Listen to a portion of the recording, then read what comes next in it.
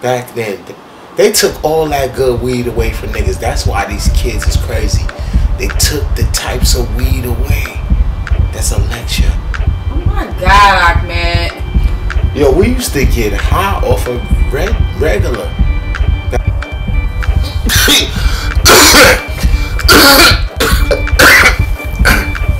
You're gonna be a huff, a coma. You can hear that shit whisper. That shit is whisper.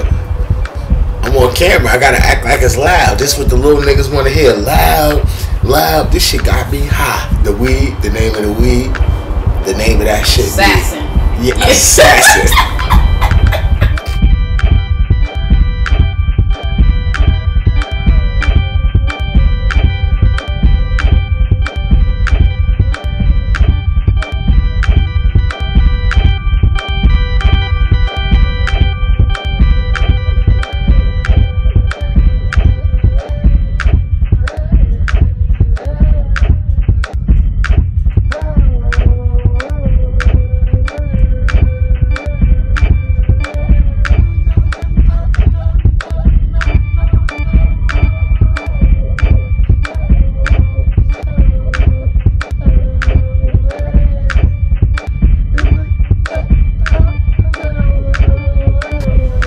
Things that are already established and fully functional.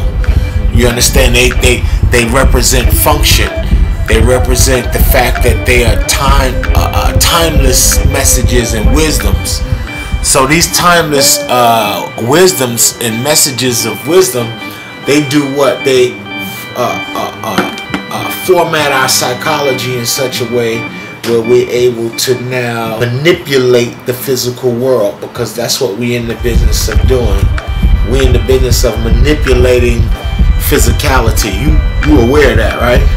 Yeah. Excellent. So that's our whole purpose here in the kingdom, is to manipulate the kingdom.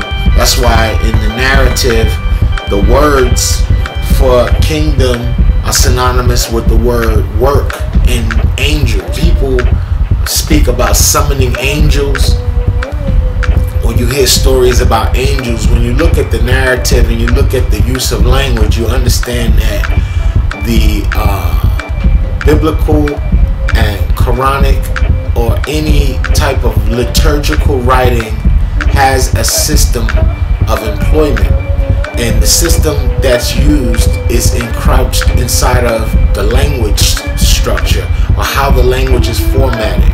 And you'll find that these texts do not deviate from a very small number of words to express its points. Post-era, where these words are now being articulated to us in the form of translation, and we lose the merit of them.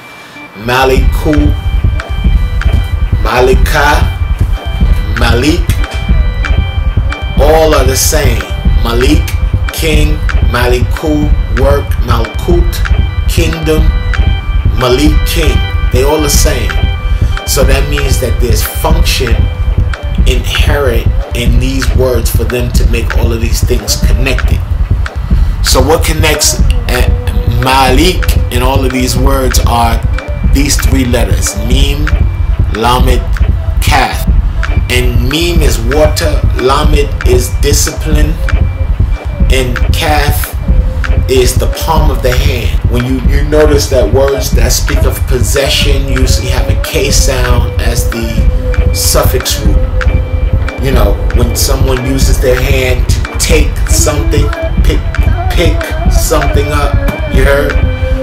You hear. Even the word touch, they put CH at the end. You know, CH can also function as cuss sounds also, you know? Now, the interlinear Bible, I want you to, interlinear Bible. At some point, I want everybody in the class to get one for themselves. But what we're looking for is a word in the text. You heard? And once we find a word in the text that suits our undertakings, we find the context in which the word was used. Like, people have enemies. The major things that enemies employ or they use is they use guns, they use words. You heard? They use guns, words, knives. You know, a million ways to die. Choose one. Ninja stars, samurai swords, all type of shit. Stress. You feel me? You know. Now, when you go and you look and you see people even get this as tattoos, or people say this phrase, "No weapon of war shall be shaped against me," it's almost an affirmative. It's almost like a prayer of sorts. The term itself comes from the book of Isaiah. You see? Now, if we would go to localize the area in which we actually see that. Hold on one second, King. You heard?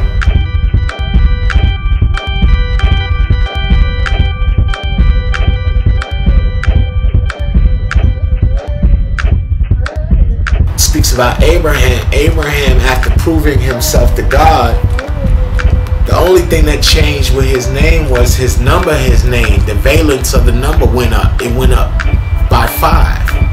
Abram became Abraham by the insertion of the letter he. That's a symbolic, mystical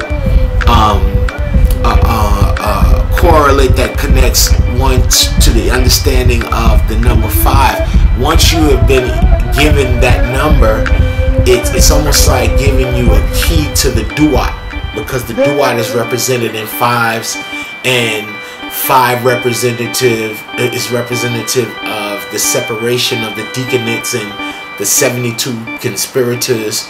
So numbers underlie the course of all of what the ancients were attempting to, you know, express. The book of Isaiah, and I remember I did this for one of my students before years ago. I had showed him how to do this, and I had highlighted it in my interlinear, the actual part that speaks to no weapon of war shall be shaped against me. Now, when you go and it says the first word in the text is kol, and the word kol means, they translated it to mean every, like everything around you, right? Or multiplicity, you know, all things. It means like everything. And then the word for weapon is kali. So now it's very interesting that the word for weapon is kali, when in fact we know in our other course of study or our other methods of interpretation, we know that the old sounds are no such thing as old sounds. All sound is one sound, and they all mean the same thing.